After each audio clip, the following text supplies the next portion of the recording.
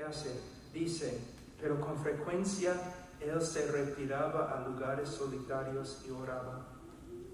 Cuando yo entré en la oficina de mi pastor, cuando yo era jovencito, y yo le dije,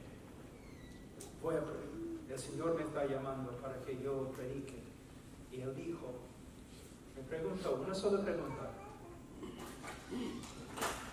Joven, ¿puedes estar a solas? Y yo pensaba que él estaba diciéndome, bueno, si yo predico la verdad, nadie va a querer estar conmigo y voy a estar a solas siempre. No, lo que él me estaba preguntando, cuando los demás jóvenes están allí reuniéndose y haciendo las cosas de jóvenes, ¿puedes estar tú a solas con el Señor, en su palabra, en oración? ¿Sabe que yo vengo a un lugar así, mucha gente, puedo hablar con mucha gente, pero mi vida no es así? Mi vida es básicamente muy solitaria. Aún mi esposa lo sabe. Ella sabe que ella se ha casado con un predicador y que a veces él va a entrar en su oficina, en su estudio, él no va a salir 10 horas, 12 horas, a veces en la noche. Él va a levantarse y no dormir y buscar la presencia de Dios. O a veces simplemente va a tener que separarse algunos días.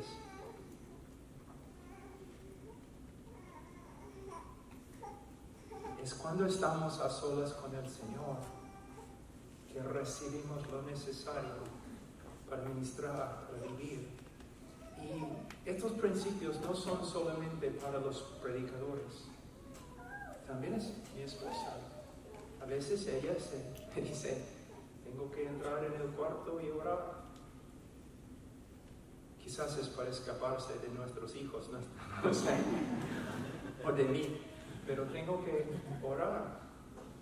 A veces yo la veo, en la noche, a solas con su Biblia, estudiando. Todos nosotros tenemos que practicar de una forma u otra estos principios de estar a solas con el Señor. Y yo puedo decirte, ustedes lo saben, si han vivido algunos años con el Señor, cuando tú empieces a dedicarte a oración y al estudio de la palabra, va a haber problemas. ¿No? Teléfono, alguien toca el timbre, los niños comienzan a pelear, algo va a pasar, ¿no? Porque yo les digo, el diablo no teme a un hombre o a una mujer.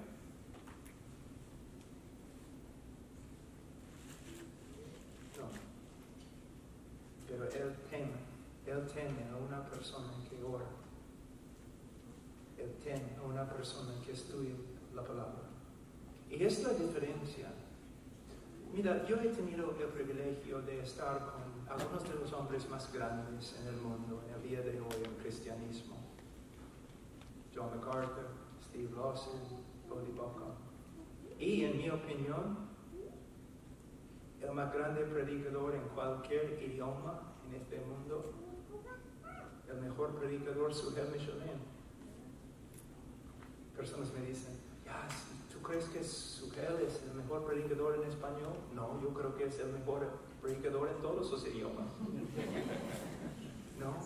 Y también en Brasil, en portugués, en diferentes lugares, hombres grandes. Y sabe que no son diferentes que nosotros. De verdad, no, tú vas al principio tú piensas, debe haber algo diferente, algo especial acerca de este papa. No, es algo. Perú está saliendo ahora. Pero al final tú dices, no, son normal, tienen problemas. Pero hay una cosa que yo he visto que tienen en común. Pasan bastante tiempo a solas con el Señor. Con el Señor. Ahora, capítulo 6, ¿no? versículo 12.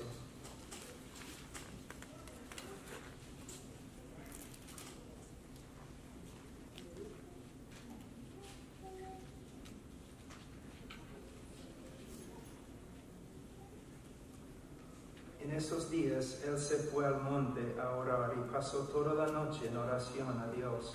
Cuando se hizo de día, llamó a sus discípulos y escogió 12 de ellos, a los que también dio el nombre de apóstoles.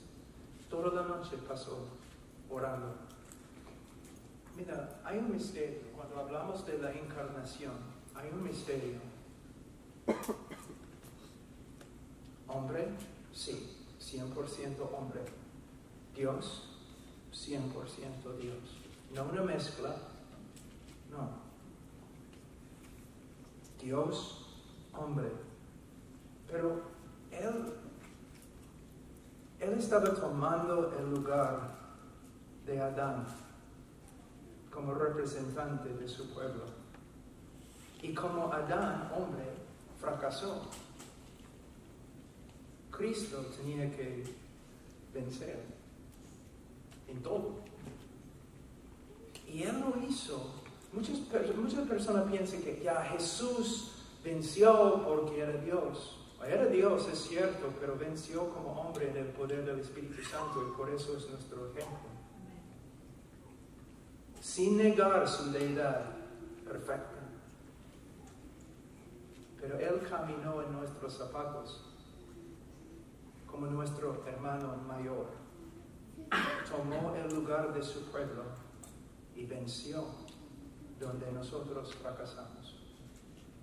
Entonces, uno quizás diría, bueno, es Dios, no tenía que orar.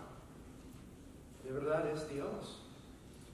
Pero lo que hizo, Él hizo como hombre y buscó la voluntad de Dios con respecto a los apóstoles. Y escuchó, como Él siempre decía, escuchó de su Padre y obedeció perfectamente.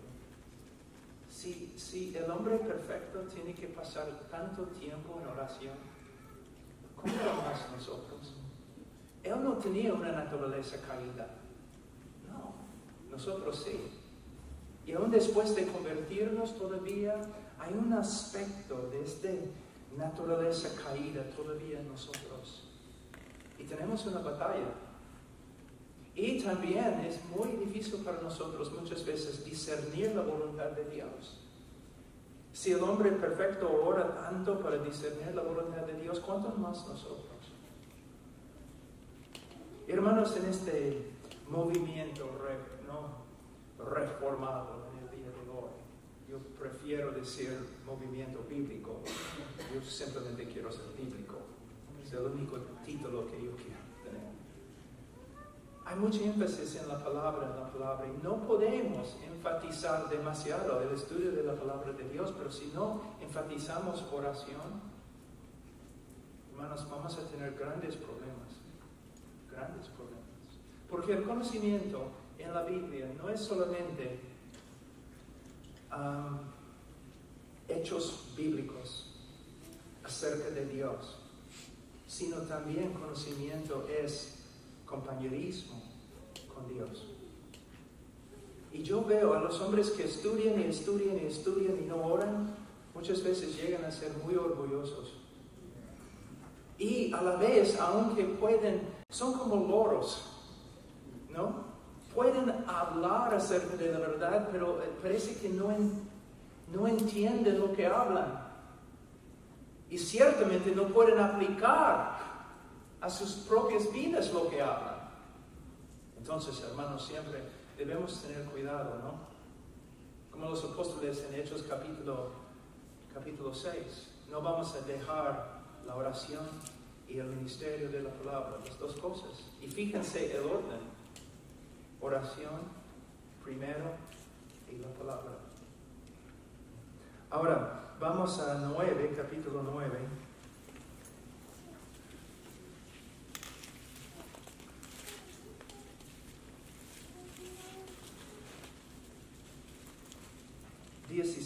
Todos comieron y se saciaron y se recogieron de lo que le sobró de los pedazos, 12 cestas llenas.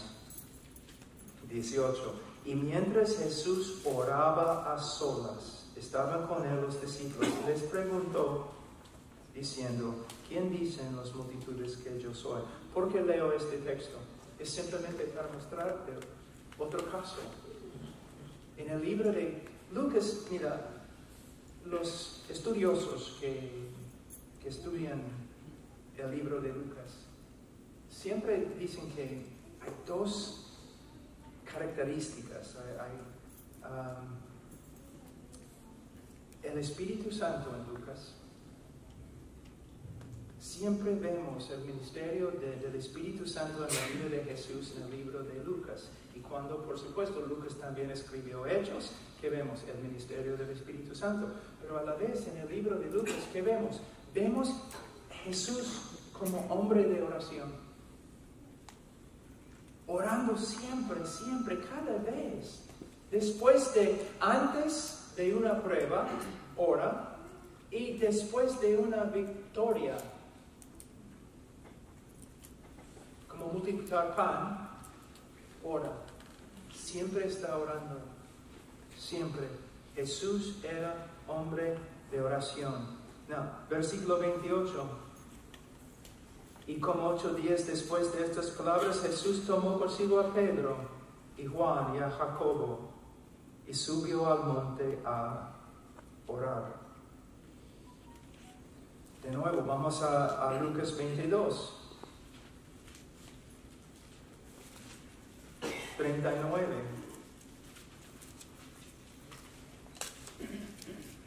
Y saliendo se encaminó, como de costumbre, hacia el monte de los olivos, y los discípulos también le siguieron. Cuando llegó al lugar les dijo, orad para que no entréis en tentación. Y se apartó de ellos como a un tiro de piedra, y poniéndose de rodillas, oraba.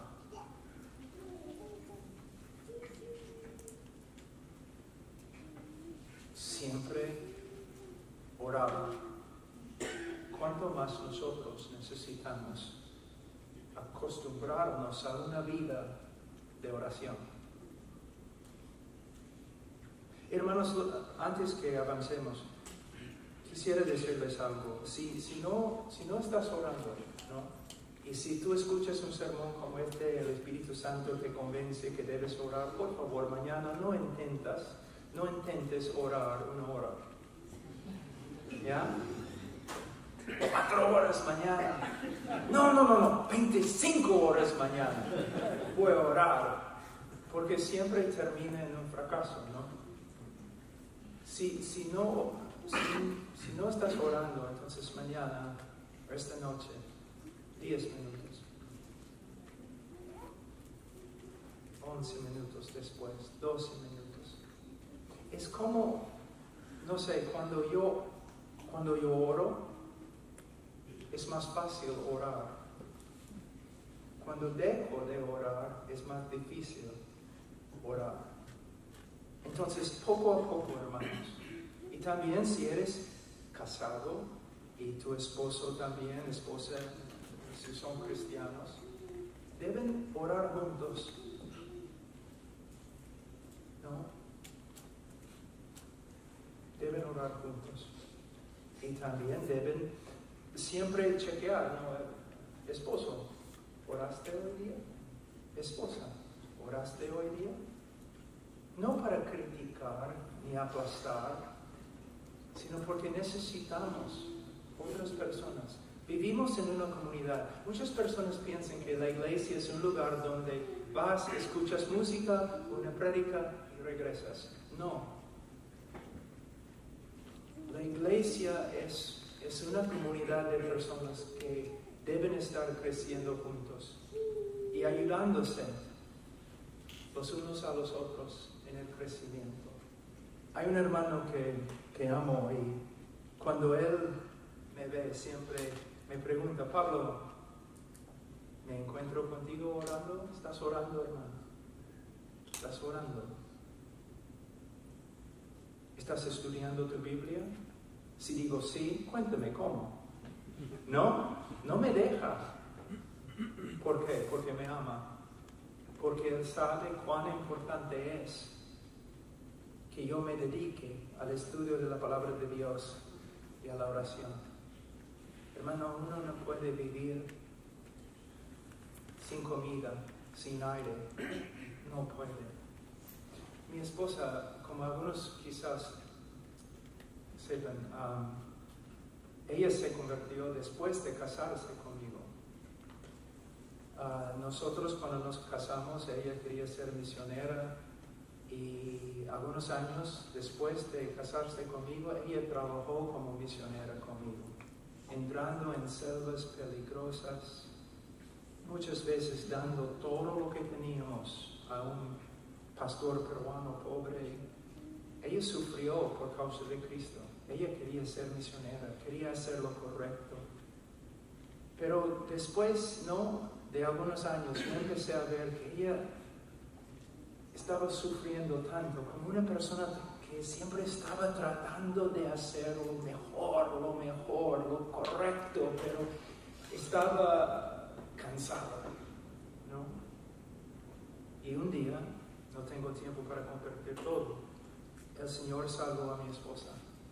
Y cómo empezó a crecer, ¿no? Porque siempre ella muy devota, pero tratando de agradar al Señor en la carne, ¿no? Y un día ella me dijo, muy animada, ¿no? Como una latina, ¿no? Muy animada. Oye, Pablo, siéntate. Te voy a predicar, te voy a enseñar, ¿no? Ella siempre, yo he encontrado algo nuevo. Ok. Pues tú sabes que, ¿no? Si tú comes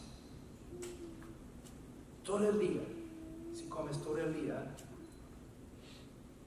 y vas a la cama, en la mañana te levantas, ¿y qué pasa? Cuando yo iba a contestar, ella contestó. Yo te voy a decir lo que pasa. Te vas a levantar con hambre, ¿no es cierto? Sí, cierto. ¿Sabe por qué? Porque Dios ha diseñado todo eso así.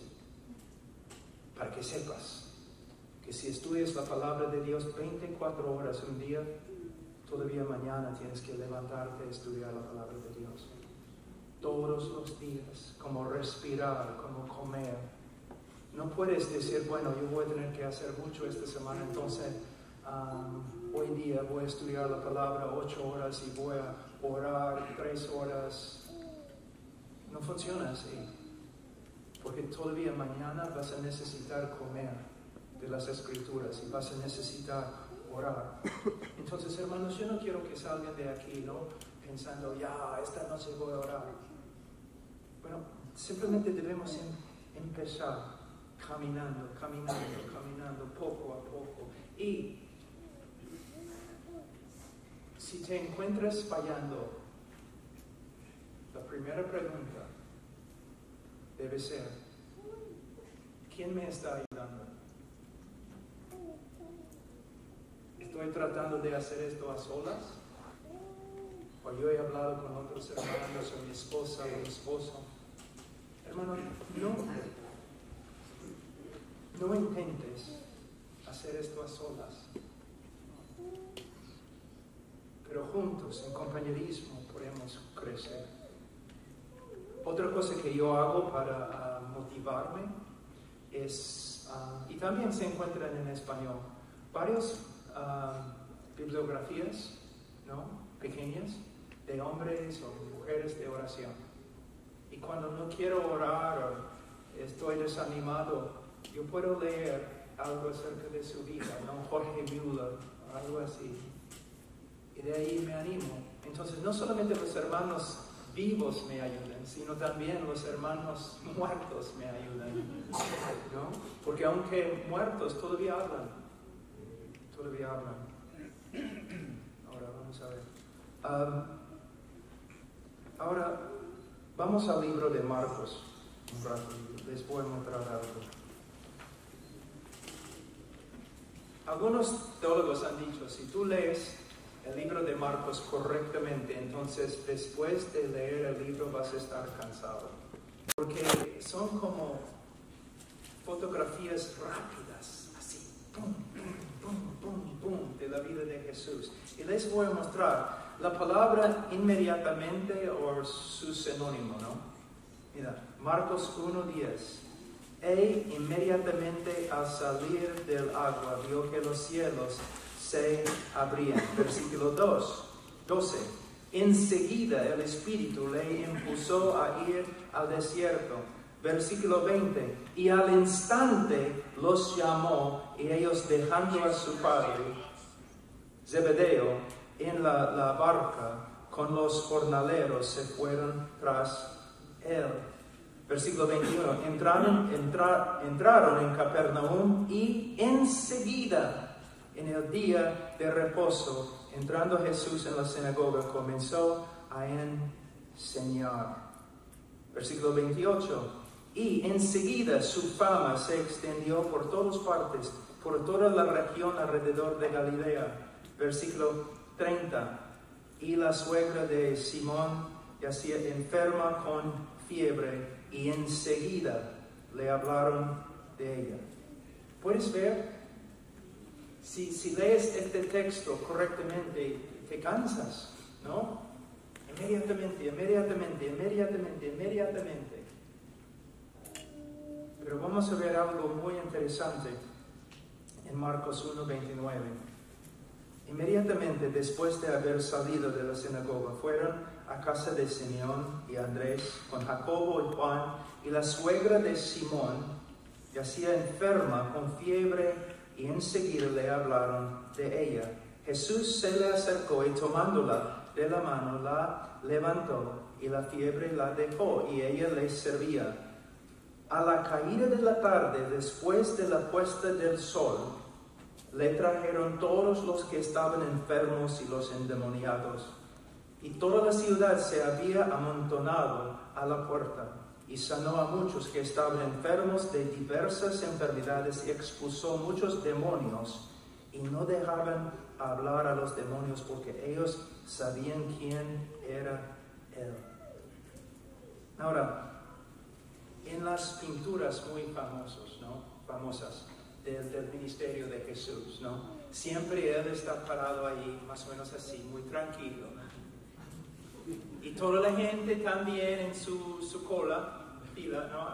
Así, esperando. Obviamente no son latinos.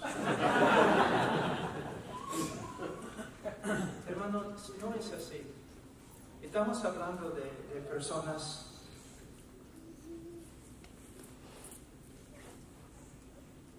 enfermas, con niños enfermos, con ninguna esperanza, con ningún médico. Hermanos, hasta probablemente eran violentos, tratando de acercarse a Jesús. Una vez había un movimiento muy grande en la sierra, en el norte del Perú. Un hermano Ángel Colmenares de la Costa, Dios lo usó para plantar más o menos 350 iglesias. Un hermano que era como un padre para mí. Y un día fuimos, él y yo y varios, a un lugar en la sierra que se llama Santa Rosa, en Piura. Y llevé conmigo un médico. Los hermanos ahí, mira, como 1000 hermanos, ¿no? Se reunieron ahí para la conferencia, ¿no? Como quizás saben, algunos caminando 3 días, 4 días, viniendo con sus burros y todo, sus caballos. Gente muy noble, muy tranquila. Pero yo llevé conmigo un médico. Y cuando la gente se enteró que había un médico en su presencia, hermano, era como una revolución o algo. Hermanos tranquilos y nobles se ponían casi violentos. ¿Por qué? Mi niño está enfermo. Yo tengo que ver al médico. Y el médico estaba ahí casi encerrado en una casa 3 días. y personas paradas en una cola esperando. Él no podía salir del edificio de adobe, no podía salir ni para ir al baño, porque la gente estaba detrás de él, casi violentamente, en desesperación. Nosotros haríamos lo mismo.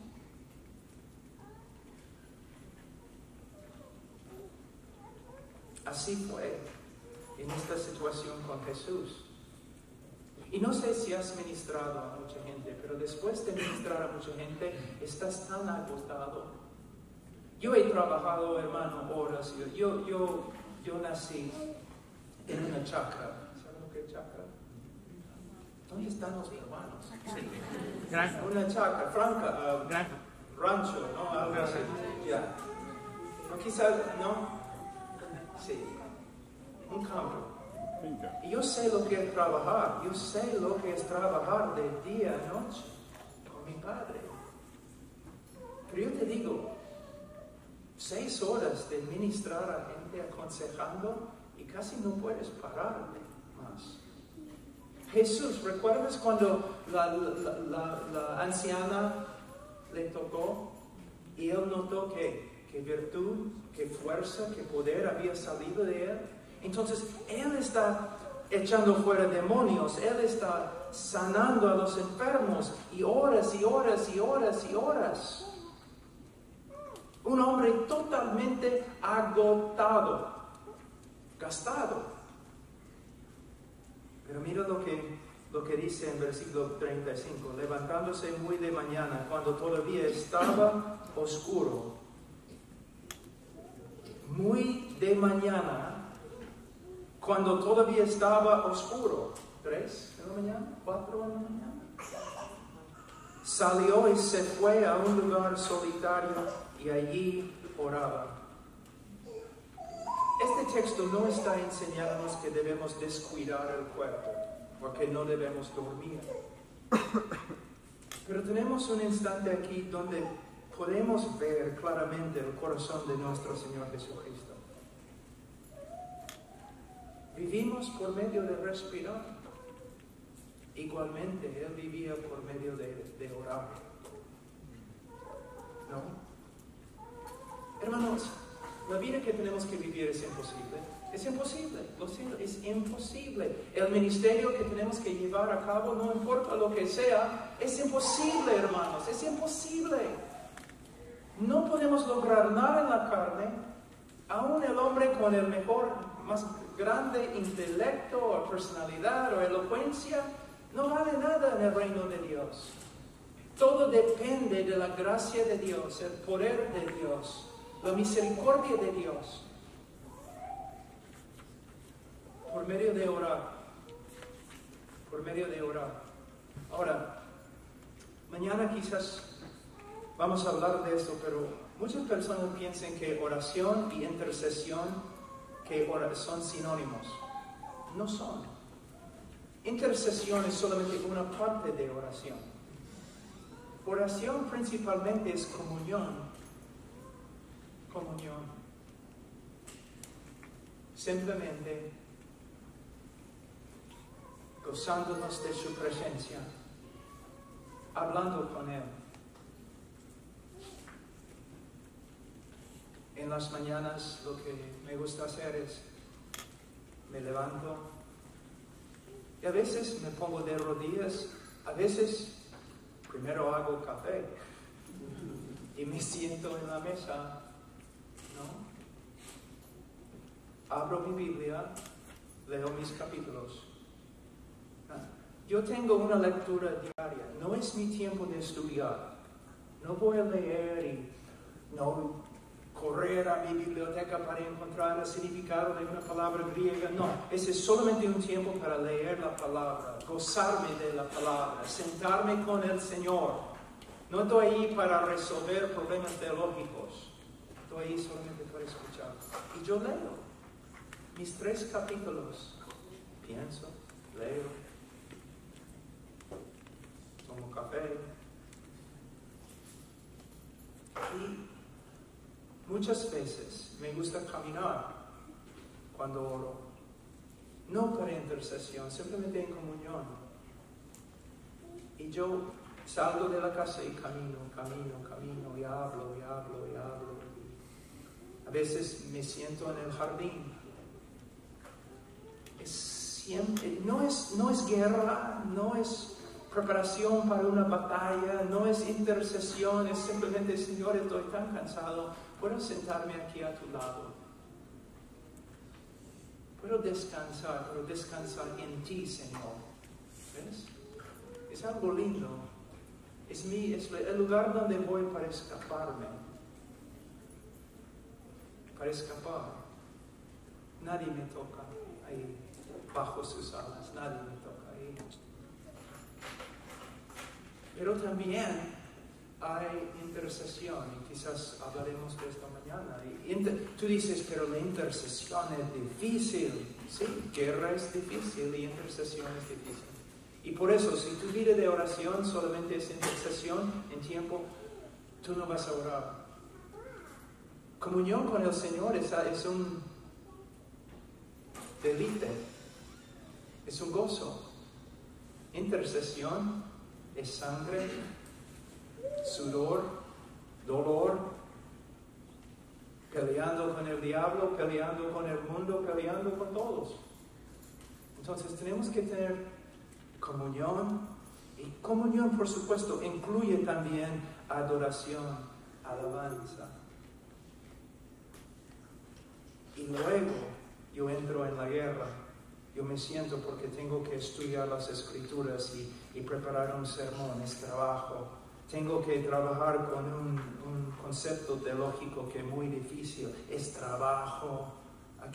Tengo que entender esta palabra en hebreo y a veces no estudiando una sola palabra en 4 o 5 horas. Es trabajo, se cansa. Es trabajo, intercesión por los misioneros, por los gobernantes, por mi familia, por mis hijos.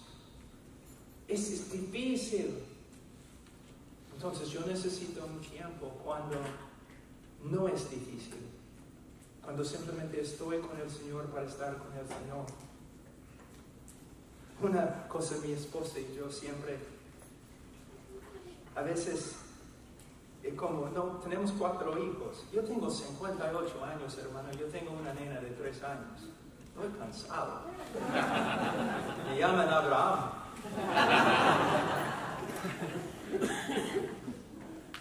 Y a veces, yo regreso a la casa después de una conferencia. ¿Y qué crees? ¿Que mi esposa está parada ahí en la puerta con rosas? Mi esposo ha venido, el campeón del Señor, ¿no? No, ella está ahí. ¿Ya? Tus hijos, yo me voy, tienes que cuidar a tus hijos. O cuando nos sentamos, y yo quiero simplemente tomar una taza de café, hablar con ella. Linda, ¿cómo estás? Yo me siento, tu hijo en la mañana hizo tal cosa, debes entrar allí ahora, mátalo. Y yo le dije a otra vez, Charo, mira, a veces tengo que sentarme contigo solamente para hablar de nosotros, no ellos. Ustedes hombres, ustedes saben cómo son los latinos, ¿no?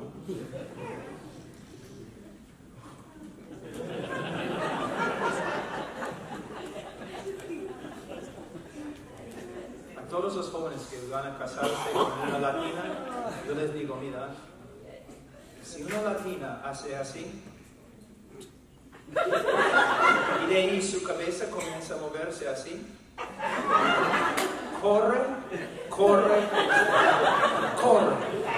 no mira atrás, como la esposa de Job, porque la chancla.